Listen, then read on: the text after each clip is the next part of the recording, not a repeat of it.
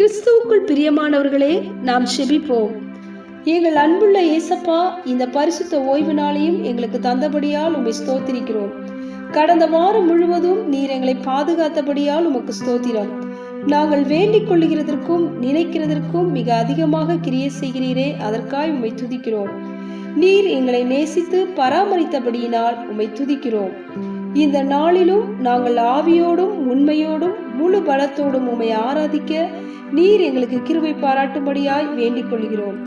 தள்ளப்பட்ட எங்களை உம்மிடம் சேர்த்து நம்பி வந்தோரை மனதார உயர்த்தினீரே, அதற்காய் உம்மை துதிக்கிறோம். திகைத்த நேரங்களிலெல்லாம் கரம் பிடித்து வழி நடத்தினீரே, அதற்காக உமக்கு நன்றி ராஜா. அப்படிப்பட்ட நாங்கள் உம்மை என்ன சொல்லி பாடி துதிப்போம்? 1000 நாவுகள் இருந்தாலும் போதாத ஐயா. உங்க கிருபை இல்லனா நாங்கள் அழிந்தே போயிருப்போம். நாள் முழுவதும் உங்களுக்கு ஊழியம் செய்ய எங்களுக்கு கிருபை தாரும். அந்த கிருபையினால் இந்த வாரம் முழுவதும் ஜீவிக்க எங்களுக்கு உதவி செய்வீராக. நீரே எங்கள் மூளைக்கல், உம்மேலே எங்கள் அஸ்திபாரம் இருக்கிறது. நாங்கள் என்றும் அசைக்கப்படுவதில்லை.